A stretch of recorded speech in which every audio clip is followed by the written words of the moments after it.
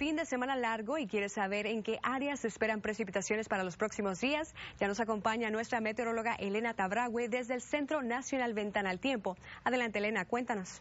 Gracias, Marlene. Un saludo para ustedes también. Miren cómo están las condiciones. ¿Qué se espera para las próximas horas? Miren, las próximas horas a las 10 de la noche tendremos el cielo parcialmente nublado sobre la zona de Houston. No se espera lluvia para Houston esta noche, pero hacia la zona de la frontera Corpus Christi, lluvias y tormentas a partir de las 9 de la noche de hoy.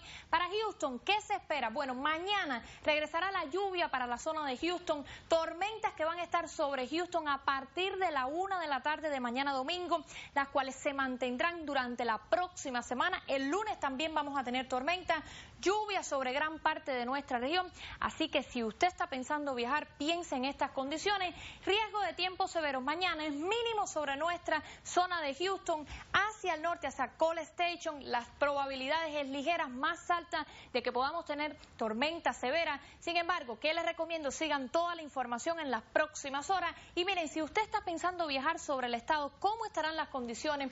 Lluvias y tormentas se espera sobre todo el estado de Texas para mañana domingo, también para el lunes, para la próxima semana. En cuanto a las temperaturas, la máxima 93 grados para la zona de San Antonio, temperaturas bien agradables. La zona de Houston, mañana las máximas van a estar sobrepasando los 90 grados y la sensación térmica casi en los 101 grados. Si está pensando viajar hacia las costas, miren cómo estarán las condiciones para la zona de Galveston. El domingo, el cielo mayormente soleado, la máxima 86 grados, temperaturas bien agradables. Sin embargo, el lunes sobre la zona de Galveston regresará también las lluvias y las tormentas y la temperatura máxima va a estar sobre los 81 grados. El resto de la semana sobre nuestra región, lluvias y tormentas. Miren el pronóstico extendido. Domingo, alerta en el tiempo, también para el lunes y el martes. Y a partir del miércoles disminuirán las probabilidades de tormenta, pero continuará la lluvia sobre nuestra región hasta el sábado.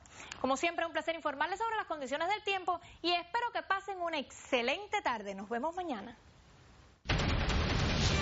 Un hombre finalmente recibe algo que había esperado por décadas. En instantes le contamos.